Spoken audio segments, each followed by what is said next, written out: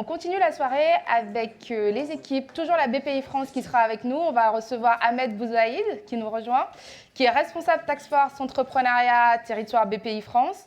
Et Roukia Adam, tu me regardes, c'est bien de toi dont il s'agit, qui est lauréate de l'accélérateur Entrepreneuriat pour tous, qui a rejoint le programme Les Activés et qui est aussi la fondatrice d'une société de gestion qui a été lancée en 2018. Et moi, j'ai été très marquée par le parcours de Roukia et aussi ce qui lui a donné envie de lancer le projet. Avant de laisser la parole à Ahmed, Roukia, est-ce que tu peux nous raconter un peu justement qu'est-ce qui t'a déjà nous rappeler un peu ce que tu fais et surtout, je pense qu'il est très important que tu nous racontes un peu ce qui t'a donné envie de lancer ce projet-là. Alors, bonjour à tous.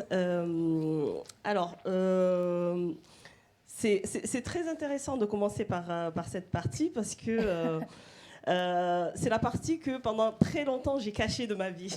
C'est la partie qui est très intéressante et très inspirante. Je spoil du coup. Alors, en fait, j'ai eu envie de lancer, avant peut-être de parler de ce parcours, c'est peut-être expliquer brièvement ce que je fais. Alors moi, j'ai créé une société qui est spécialisée en stratégie d'apprentissage et en stratégie de réussite scolaire. Et ce parcours, en fait, m'a été inspiré à la fois par mon propre vécu, puisque pendant de nombreuses années, en fait, j'ai erré de formation en formation, de filière en filière, sachant que j'ai toujours été ce qu'on appelle un bon élève. J'ai eu un parcours quasi sans faute, on va dire, jusqu'à arriver au bac. J'ai des facilités d'apprentissage, j'ai une facilité d'adaptation que j'ai envie de dire, sans me vanter, hein, impressionnante. Et malgré tout, j'ai énormément galéré sur un plan scolaire, puisque, pour vous dire, j'ai mis presque 15 ans pour terminer mes études. Non pas parce que j'avais pas les compétences, mais tout simplement parce que j'avais pas les outils, j'avais pas les informations, j'avais pas les bons contacts, j'avais pas les bons éléments, tout simplement. Alors j'ai rencontré récemment, justement, en parallèle de tout ce parcours, je travaille dans l'éducation depuis à peu près une vingtaine d'années, entre l'éducation, l'animation socioculturelle. Et là, je rencontre des personnes qui viennent m'interpeller en me racontant un petit peu leurs problèmes, puisque j'étais devenue un petit peu la psychologue du coin, notamment au niveau de mon quartier, et ils viennent me voir pour me dire, voilà, moi je rencontre des difficultés à l'école, j'y arrive pas. Ou sinon, c'était les parents carrément qui venaient me voir et qui me disaient, bah voilà, Roukia, j'ai ma fille qui est en décrochage scolaire, je sais pas quoi faire, comment est-ce que je peux l'aider? Alors, donc progressivement, j'ai mis en place des procédures, des façons de faire qui ont accompagné ces jeunes au fur et à mesure. Et un jour, une jeune est venue me voir et m'a dit, voilà, j'ai été orientée dans une filière, mais en fait, c'est pas ça que je voulais faire du tout. Et là, je me suis dit, mince, là, il faut vraiment qu'on a créé cette structure qui va accompagner justement ces jeunes-là tout au long de leur parcours scolaire et les amener à aller d'un point A vers un point B sans trop galérer, parce que on sait très bien que la vie, elle est faite... on sait très bien que la vie, elle est faite de haut et de bas, mais on peut aussi ne pas passer par ces galères-là. Donc, on n'est pas obligé de tous mettre 15 ans pour terminer ses études. On n'est pas obligé de passer par toute cette phase. Il y a des façons, il y a des personnes qui détiennent des informations et qui peuvent accompagner correctement ces jeunes-là. Donc voilà, j'ai eu l'idée justement de créer cette structure spécialisée en efficacité scolaire pour permettre justement aux jeunes qui, comme moi, ont trouvé des difficultés, ont rencontré des difficultés, rencontrent des difficultés encore, de par le fait qu'ils sont issus de quartiers prioritaires, issus de familles qui ne connaissent pas qui ne connaissent pas la culture scolaire, de familles qui n'ont pas forcément les moyens de les accompagner. Alors quand je parle de moyens, c'est pas forcément financier, c'est des moyens en termes de connaissances et de culture pour pouvoir les accompagner. Donc alors, voilà. juste un point, Wika. C'est-à-dire que je trouve hyper intéressant effectivement que vous soyez parti sur votre histoire personnelle en vous disant ok, ça a été compliqué, j'ai dû faire plusieurs chemins de traverse pour pouvoir finalement finir mon master et en tout cas créer ma propre voie. Je trouve hyper intéressant d'avoir cette envie de transmission. Ce qui m'a beaucoup marqué quand on a préparé l'échange, c'était de se dire en fait, ce n'est pas un problème de compétence, ce n'est pas un problème de capacité, mais c'est surtout un problème de stratégie. Et pour que je puisse refaire le lien avec Ahmed, justement, ce que je trouve hyper intéressant, c'est que quand j'ai eu l'occasion de préparer, on a eu Ahmed sur différentes tables rondes qui disaient en fait, au final, il n'y a pas un modèle d'entrepreneur, il n'y a pas une manière de faire certaines choses.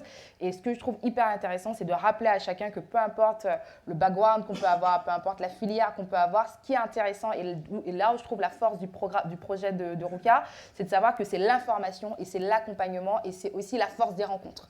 Et en tout cas, Ahmed, vous, en tout cas, avec la BPI, vous n'allez pas directement financer des entrepreneurs, mais vous allez financer des structures dont Rukia a bénéficié, qui viendront en tout cas donner les bons éléments aux entrepreneurs qui peuvent venir de quartiers, de milieux défavorisés, d'un peu partout, et de rappeler que c'est un peu comme chez McDo. D'ailleurs, on va avoir quelqu'un de chez McDo tout à l'heure, donc je me permets de faire la blague. On vient un peu comme on est, mais finalement, avec le bon accompagnement, avec les bonnes informations, avec le bon coup de pouce, on peut faire quelque chose. Est-ce que tu peux peut-être nous rappeler comment la BPI impulse justement cette notion-là? Super. Yes. Vous m'entendez? Oui. Excellent.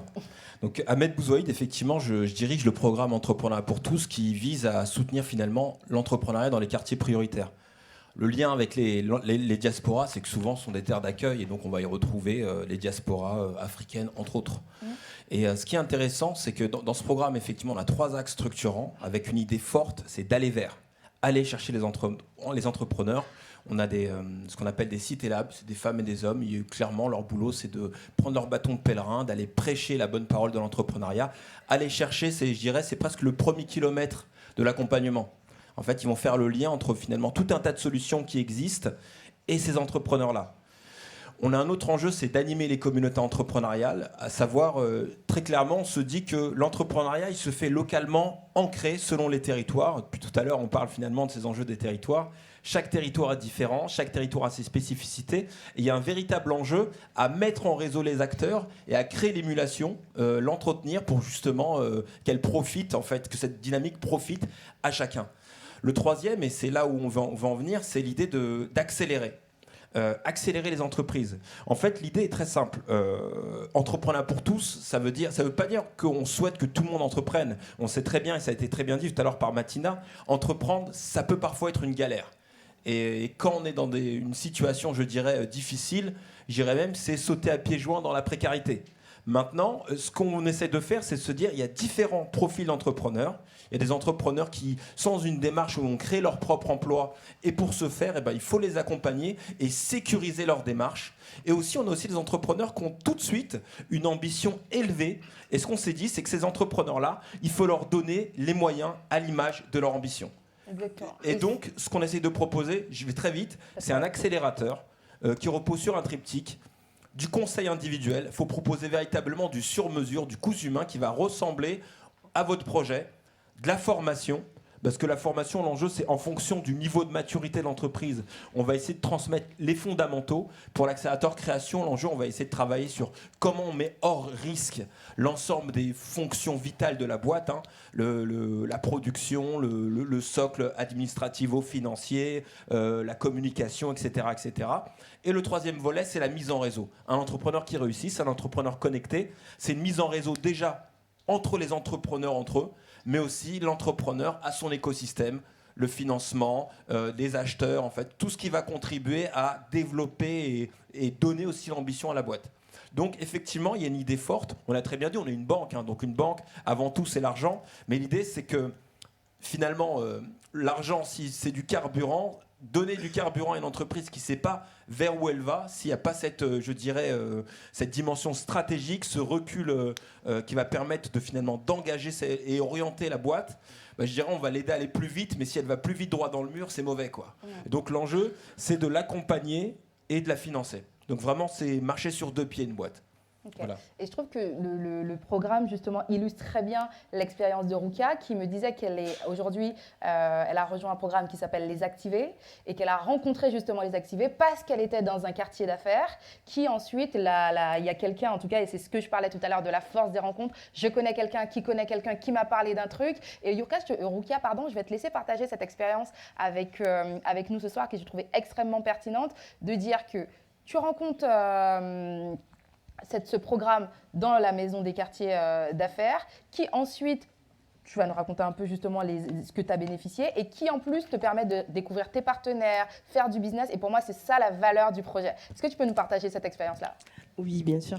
Alors, mais justement, en intégrant, alors je vais parler peut-être un petit peu du programme, enfin du quartier d'affaires de quartier, qui est une structure en fait de coworking où on est 5 entrepreneurs dans cette structure. Ici dans notre centre d'affaires à Villejean.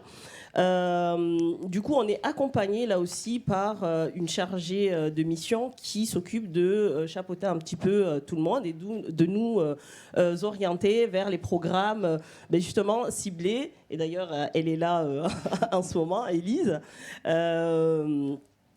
Et du coup, à travers justement, vers les Activés, voilà, à travers un échange avec Élise qui m'a envoyé justement le programme, elle m'a dit ça peut être intéressant pour toi de participer. Et puis elle m'a un petit peu poussée parce que je ne voulais pas participer parce qu'à la base je suis on va dire, je suis quelqu'un qui aime rester dans le back-office, pas devant la scène. J'aime bien travailler, vous savez, les petites mains qui travaillent derrière, qui font un travail de fourmi. Ça, c'est ce que j'aime faire. Et elle m'a un petit peu poussée à aller devant en me disant, allez, j'ai trouvé un programme qui peut être à mi-chemin, parce qu'à la base, c'était un portrait de moi. Alors j'ai dit, alors il est hors des questions qu'on me fasse un portrait parce que j'ai pas envie. Et là, elle me dit, alors là, j'ai trouvé un truc qui peut être à mi-chemin entre les deux, c'est d'aller participer à ce programme-là. Où les Activés tu pourras, qui est d'ailleurs financé par le pays. Donc du coup, j'ai envoyé ma candidature. Je suis passée devant un jury avec une vingtaine d'autres entreprises. Et c'est là où j'ai connu justement le programme des Activés qui nous accompagne justement depuis décembre. C'est très récent, mais malgré le fait que ce soit très récent, c'est assez productif parce que c'est vraiment un programme adapté et adapté à chacun de nous, puisqu'on a un coaching mensuel régulier, plus plusieurs formations auxquelles on est amené à découvrir, qui sont complètement intégrées dans le parcours entrepreneurial. Et ce que je trouve intéressant justement dans ce programme-là, c'est de pouvoir être au contact de plusieurs entrepreneurs. Quelqu'un l'a dit tout à l'heure, le parcours de l'entrepreneur, c'est un parcours assez solitaire et on peut se sentir très vite isolé.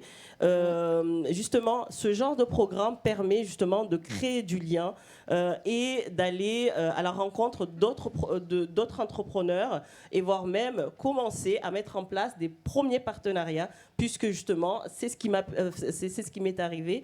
J'ai pu commencer à mettre des premiers partenaires, des premiers partenariats en place, et en moins de 3 mois, je suis, on va dire, en train de passer la seconde. Comment ? En train de passer la seconde assez rapidement. Assez rapidement, oui, puisque là, j'ai lancé quand même pas mal de programmes en partenariat avec différentes personnes désactivées. Et ça a activé, quoi. Ok, trop bien. Ahmed, est-ce que s'il y a peut-être des entrepreneurs ou très bizarre de dire ça un peu comme ça, mais des bébés entrepreneurs et qui se disent oui, mais il me manque des trucs, mon programme n'est pas encore assez avancé pour que je puisse aller voir la BPI, comme Matinal disait tout à l'heure, que la BPI peut faire peur.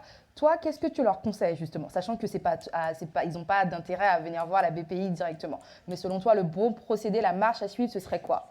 Alors, je commence par une page de pub, bpifrance-création.fr. Donc, c'est un super site où vous allez pouvoir trouver plein d'outils pour structurer son business model, pour savoir quel est son profil d'entrepreneur, etc.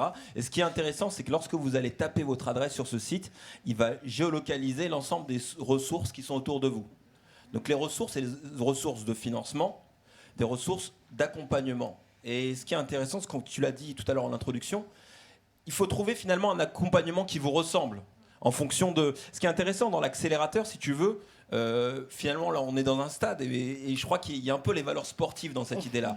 C'est-à-dire, quand on cherche l'excellence, eh ben, on va se former finalement, on va chercher un accompagnement d'excellence. On va pouvoir s'engager. Il y aura une dimension d'accompagnement intensif. Il y a du coaching parce que finalement chaque entrepreneur est singulier et il faut pouvoir accueillir cette singularité et l'aider à se révéler. Et il y a aussi le challenge. Tu sais, quand je parlais de mise en réseau, on est challengé par ses pairs, hein. Les entrepreneurs, si tu veux, on se regarde, on se compare, on se challenge, etc. Mais il y a aussi une émulation positive et très bienveillante parce qu'on va bénéficier du regard des experts, mais aussi du regard des entrepreneurs avec qui finalement on n'a pas la même relation, la même forme de dialogue. Donc pour répondre à ta question, je pense que la première chose, c'est qu'il faut la vérité dans l'action. Et l'action, elle est toujours imparfaite. Si vous voulez, on prend plein de décisions. Un entrepreneur, il passe son temps à prendre des décisions.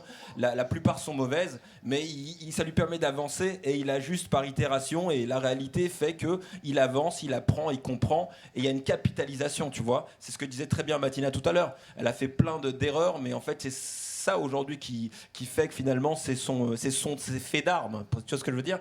Donc, c'est véritablement, l'action, c'est la réalité. Après... cette réalité-là, bien entendu, on peut prendre de la hauteur et pour ce faire, appuyez-vous sur les experts, soyez accompagnés. En France, plein d'acteurs sont prêts à vous aider gratuitement. C'est pas tant que c'est gratuit, c'est que c'est pris en charge. Donc par des partenaires comme BPI France, les collectivités territoriales, etc., etc. Allez rencontrer des experts. Ils vont vous challenger, ils vont vous poser des questions. Vous n'allez pas trouver des réponses auprès d'eux, mais ils vont vous poser des questions. Ils vont être un peu le poil à gratter. Également, allez rencontrer les entrepreneurs parce qu'ils vont avoir une approche extrêmement terrain. Eux-mêmes, ils se sont cassés les dents. Eux-mêmes, ils ont eu de belles réussites. Et vous allez pouvoir vous inspirer de leurs approches, de leur parcours, etc. Et généralement, ils sont bienveillants. Tu vois, moi, tu me donnes le micro, je raconte ma vie. Et généralement... quand on va rencontrer quelqu'un, il est très heureux finalement de partager et de raconter sa vie. Donc allez rencontrer les entrepreneurs. Et également, la dernière chose, c'est que là, par exemple, clairement, il y a tout un tas d'entrepreneurs et autres qui sont là et qui sont tous intéressés par un thème. C'est finalement, ça fait communauté. Ça veut dire ce que je veux dire par là. Il y a comme forcément des convergences, des synergies. Et souvent, on est là, on va dans des lieux où finalement, on ne va pas... chercher, on va pas rencontrer, je sais pas, déjà commencer par vous poser la question qui est votre voisin et en quoi il peut vous aider, etc. En fait, je veux dire, il faut saisir les occasions, voire même les créer. Ok, voilà. Très clair. Ruka, qu'est-ce qu'on peut vous souhaiter aujourd'hui à cette étape de la compétition ? Alors, je ne prends pas ça comme une compétition, mais plutôt comme quelque chose d'assez fraternel.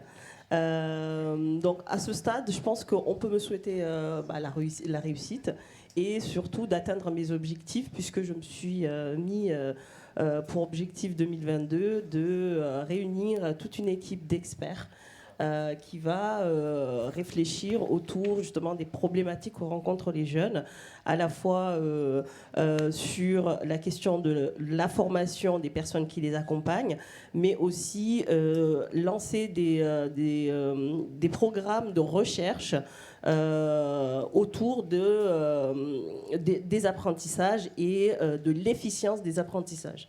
Ok, très clair. Merci beaucoup. Merci de nous avoir rejoints. Si je peux me permettre, je pense à une chose. Désolé Mathilda, je fais que te citer, mais je t'ai écouté juste avant. Elle a dit quelque chose que je trouvais très pertinent.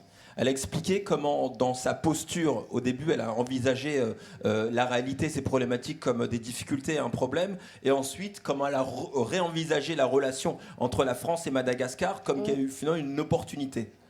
Et je pense qu'il y a beaucoup de l'idée de, finalement, le regard que vous posez sur la réalité et commencez déjà par le regard que vous posez sur vous-même. Et là, vu qu'on parle d'entrepreneurs de la diaspora, je pense, ne doutez pas de la richesse, je dirais des richesses que constitue votre histoire, vos parcours et l'ensemble des ressources que vous pouvez mobiliser pour faire réussir votre projet.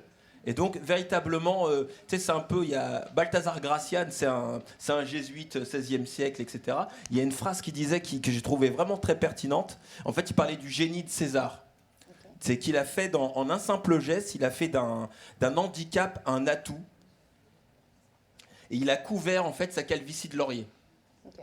Et donc, ce que je veux dire, soyez fiers et véritablement mobilisez vos ressources au service de votre réussite. Très clair. Merci beaucoup.